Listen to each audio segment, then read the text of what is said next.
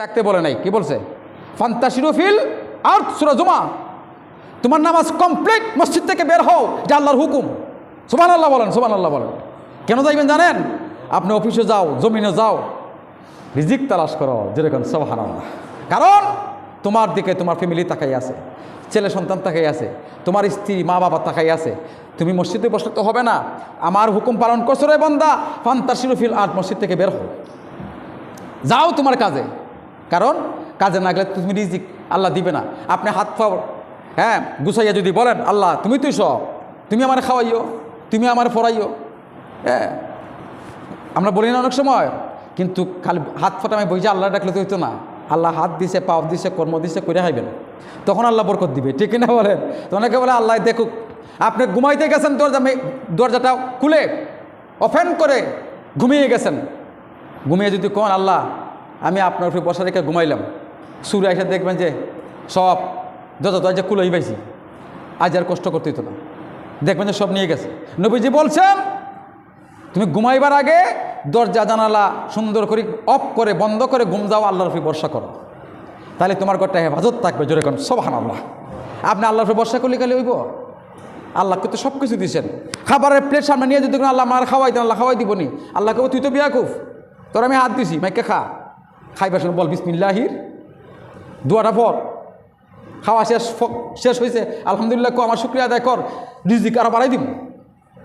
ভাইরা আমার, আমি যে কথাটা বোঝাতে চাচ্ছি, যারা খানায় কাবা হজ করতে যাবে, যে ব্যক্তি মদিনায় গেল না, ওই ব্যক্তির হজ কোনোদিন কবুল হবে না, নিশ্চিত। এটা কোরআনুল কারীমের কথা। দোয়া কবুল হইতে পারে, নাও হইতে পারে।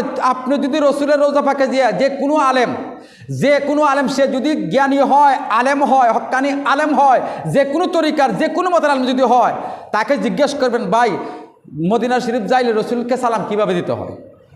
হাত সাইডে দিতে হয় নাকি হাত বাঁধে দিতে হয়? ওই যদি বলে, সে সিয়াসিত্রের হাদিস থেকে বলবে হাত বাঁধে দিতে হয়। তোরা আপনি হেনে যাইলে হাত বাঁধে দেন, হেনে দিলে হাত বাঁধলে সমস্যাটা কি?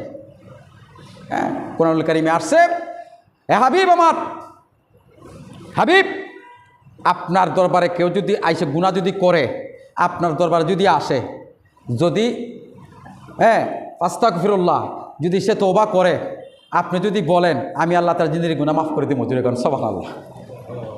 রসুলের রওজার পাশে দাঁড়াইয়া সালাম আনতে যদি কেউ মুনাজাত করে, এই মুনাজাতটা ফিরত আল্লাহ দিবে না, এটার সাথে সাথে কবুল করে নেয়।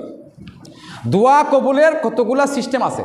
যেমন আজকে আপনি মনে করেন জোহরের নামাজ পড়তেছেন, আসরের নামাজ পড়তেছেন, অর্থাৎ ফরজ নামাজের আগে সুন্নতের পরে, খেয়াল করবেন 6টা জায়গায় তো আল্লাহ কবুল করেন। একটা হইল ফরজ নামাজের আগে, যেমন জোহরের 4 রাকাত সুন্নতে মুআক্কাদা পড়তে হবে, না পড়লে গুনাহ হয়।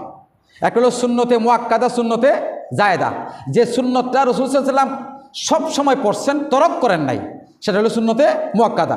আর সুন্নতে জায়েদা হলো আপনি পড়বেন, পড়লে সওয়াব হবে, অসংখ্য অগণিত সওয়াব, না পড়লে কোনো গুনাহ হবে না। যেমন আসরের আগে 4 রাকাত সুন্নত, এশার আগে 4 রাকাত সুন্নত। আপনি যদি কারণবশত জামাত শুরু হয়ে গেছে, পড়তে পারেন নাই, এতে আপনার গুনাহ হবে না, পরবর্তীতে পড়তে হবে না। কিন্তু জোহরের সুন্নত যদি না পড়েন, জামাত শুরু হয়ে গেছে আপনি ওই সুন্নত কিন্তু আবার পরবর্তীতে আদায় করতে হবে। মাসলাটা বুঝছেন আপনারা? জোহরের 4 রাকাত সুন্নত, ফজরের আগে 2 রাকাত সুন্নত, জোহরের পরে 2 রাকাত সুন্নত, মাগরিবের পরে 2 রাকাত সুন্নত, এশার পরে 2 রাকাত সুন্নত, সুন্নতে মুআক্কাদা আদায় করতে হবে। শুধু এশার আগে 4 রাকাত সুন্নত খেয়াল করবেন, আর আসরের আগে 4 রাকাত সুন্নত।